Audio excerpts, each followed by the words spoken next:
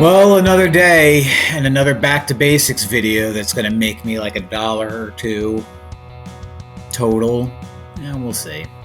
Today we're going to talk about inequalities and how to deal with them, what they are, how to solve them. Well, what's an inequality, you ask? Well, an inequality is exactly what it sounds like. It means not equal. Now, I think a lot of people, when they think not equal, they might be thinking this symbol right there, and they're not too far from. I mean, that means is not equal to, but there's 4 other symbols that have to do with inequality, and they live right there. Let me that. First things first, we have less than or is less than. For example, 2 is less than 3. Simple. Or we have greater than or is greater than. For example, 3 is greater than 2. Simple.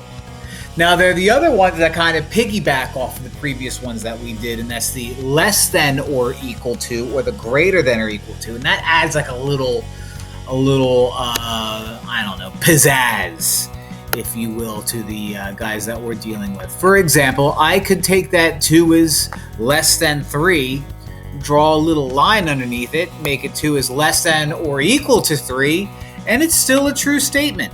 2 is less than or equal to 3. You know what else? 3 is less than or equal to 3, because the word or gives it another possible option.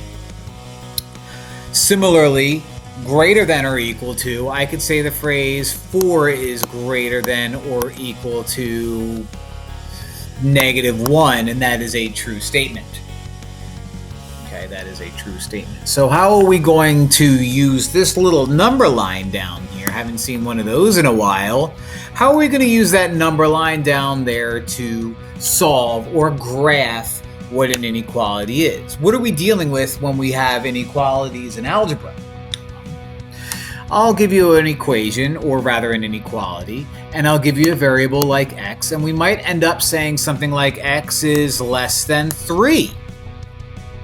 What that means is x, our variable, could be any number smaller than 3, like 0, like 1, like 2, like 2.5, like 2.9, so on and so forth. So we make ourselves a number line, I don't know, -2, -1, 0, 1, 2, 3, 4, 5, 6, and we go to 3 and we put a nice little circle there. Now notice, this looks awful. Notice that I didn't fill my circle in, because by saying is less than 3, I'm saying it's got to be smaller than 3, but not equal to. Okay. So since it's not equal to, I'm not going to fill in the circle for 3, because by filling in the circle for 3, that means I'm including 3, and I'm not including 3. What I am including are all the numbers smaller than 3. So I'm putting a nice, big, fat, terrible, ugly looking arrow pointing to the left of it. So all these numbers are here, over here, -1 and -2 and 0. All of those guys are factual in the fact that it is smaller than 3. So that's what an inequality looks like when it's graphed. So we'll do more. Otherwise, I could just sit here all day and talk about all the wonderful inequalities that we could graph. But let's just solve some first. How do you solve them? Well, you solve an inequality just like you solve a regular equation, but with 2 rules. If you multiply or divide by a negative number, you have to flip the sign. So as you can see right here, we have -3x is less than 12. How do I get x all by itself if I'm going to solve this like a regular equation? Well, I'm going to divide both sides by a -3. However, when you divide or multiply by a negative, you flip the sign. So x is now greater than -4. Wow. Amazing. Amazing. X is greater than -4. Now, I always like to put my variables on the left side. It's not necessary, but when I graph inequalities, if my variable's on the left side, the inequality symbol acts as an arrow. So if I were to take that guy and graph it, if this is a number line, and if I were to say that's -4, I would put a circle right at -4 and see how that it looks like an arrow pointing to the right. Well, I'll make that an arrow pointing to the right, and bada bing. That's why I like my variable to the left. So see how this guy is a variable not on the left? Well, if I want it on the left, you flip everything. Flip it all. Flip it real good. So if 9 is smaller than x, that must mean that x is bigger than 9. Well, that makes sense. If 9 is smaller than x, then x is bigger than 9. We flipped it all. We flipped it real good. So let's do a few. Let's solve a couple of these guys. We've got a two-stepper. My favorite type of dance. Is x all by itself? No. What do I have in the way? I have -4 being attached to x. I have 16 just floating around. If I am going to solve for x and get x all by itself, I'm going to always get rid of the guy that's floating around first. So I'm going to subtract 16. Uh-oh, a minus symbol. Does that mean flip the sign? Nope. Because you only flip the sign when you multiply or divide by a negative. So I have -4x. That drops down on the left side. The less than symbol is still less than. 24 minus 16 is 8. Is x all by itself? No. I have -4 being attached to x multiplied. So I'm going to divide both sides by a -4. I'm going to divide both sides by a -4. And since I divided both sides by -4, I'm going to flip the side. That's right. X is now greater than -2. So let's put -2 right there, smack dab on the bottom, which means you're -1, which means you're 0, which means you're 1, which means you're -3, which means you're -4. I'm using this new pen. So if you're wondering, what's with all that clicking? It's the pen. And I'm starting to realize it's not that great. It's good, not great. Put a circle at -2. Why don't I fill in that circle? Because I'm not including -2. See how my variable's on the left? That arrow is pointing to the right. So if my possible solutions are everything greater than -2, then I'm going to say this graph represents all the possible solutions for the inequality given. My x values could be anything greater than -2, like 0 or a billion way over here. Okay? When you solve an inequality, you're trying to find all the possible solutions that match that inequality's answer. And in this case, the possible numbers that make this original statement true are anything bigger, but not including -2. Let's do another. This is fun. This is fun. I thought I clicked the button, and I must not have clicked the button. Oh, okay, good. Oh, I got scared there. Solve and graph. We've got 2 j's on the right side. So let's combine like terms right away. Combine like terms. I have 3 j's take away 5 j's. So that becomes -2 j's plus 15 on the right. 8 was on the left, and less than or equal to is just there. I'm going to solve this like a regular two-step equation. -2 is attached to j. 15 is floating around, so I'm going to subtract 15 from both sides first. Yes, I will. 8 minus 15 is -7. Is less than or equal to -2j. Is j all by itself? No. What is in the way? Well, -2 is being multiplied to j, so I have to divide both sides by -2. Hot dog, divide by a negative.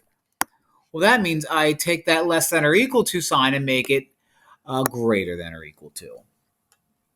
Negative 7 over negative 2 is now positive.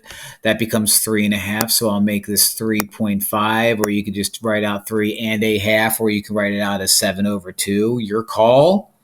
J is now alone on the right. Now, I don't like my variable on the right side.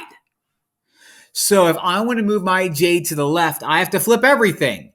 3.5 is bigger than J? Well, J is then smaller than 3.5. It's allowed to be equal to as well. Let's not forget that. Ooh, a half. Oh, that steams me. So I'm going to put a 3 right there. I'm going to put a 4 right there. And then all the others can just follow suit. Mr. Perich, does it matter where you put your numbers on a number line? No. Just make sure that everything that you do can fit on the number line. So 3.5, last time I checked, is in the middle of 3 and 4. So I'll put a nice little circle there. And you know what? Not only is it less than, but it's also equal to, which means I get to fill that circle in. That's right. If it's or equal to, you fill the circle in. If the circle's filled in, it counts. Remember piecewise functions from 8th grade? Same thing. J is smaller than 3.5, so my possible solutions that make this original thing true are going to be everything smaller than 3.5. So I'm going to draw that graph right there. Right there. So my answer is J is less than or equal to 3.5. My graph is an arrow pointing to the left of 3.5 and including 3.5. Awesome. Feeling good? It's going to be a long video because I think I have 2 left, not 1. That's right. So let's fly through this. Let's mindlessly fly through it, shall we? I got distributed property. 2 times 4 is 8. 2 times 2x is 4x. That's going to be less than or equal to 6 plus 3x. Goodness gracious, variables on both sides of the inequality symbol. I guess we should handle that the same way we would an equation. Yes! I always like getting rid of the smaller one. So I'm going to subtract 3x from both sides because I can. That crosses out. Tappity, tappity, tappity, says the new pen. X plus, 8. Look at me getting ahead of myself. 8 plus x is less than or equal to 6.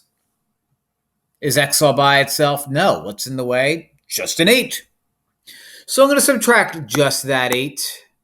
And 6 minus 8 is negative 2. So x becomes everything smaller than or equal to negative 2. That's my answer. Now my graph, I'll put a negative 2 right there, which means you're negative 1, which means you're 0, which means you're 1, which means you're negative 3, which means you're negative 4, which means you're negative. All these negatives.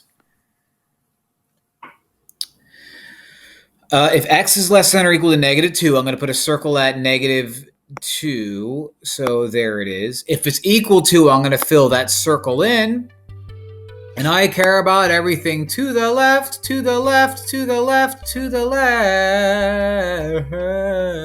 Cupid shuffle done. That's it. If you're wondering what that sound was, that was my ankle cracking because I am old. One more though. I think one more and then we can finally call it a day. Thank heavens. Distribute again? I can handle this. I have a master's degree in math. Nothing happens on the left, but on the right we get 4-H. What is this, a club for horses and farmyard animals? I also get 14. On the left, so on the right side, we end up with 2 times 2H is 4H. 2 times 7 is 14. And on the left side, we get 5 plus... Oh, this is so weird. I didn't think this was going to happen. 4H again. 4H on the left. 4H on the right. They just cancel each other out. So I'm going to subtract 4H from both sides. Minus 4H. Minus 4H. Goodbye. And 5 is greater than or equal to 14. Now, wait a minute. I remember from equations that when my variables disappear, I have one of 2 options. And if my answer that I'm left with makes sense, it's infinite solutions. But the answer that I'm left with here, 5 is greater than or equal to 14. 5 is greater than 14? No. Equal to 14? No. This is not a true statement. It's fake. It's not a true statement. Which means my solution is there is no solution. You're telling me that there's no possible number that I can plug into this original inequality and get an answer? No.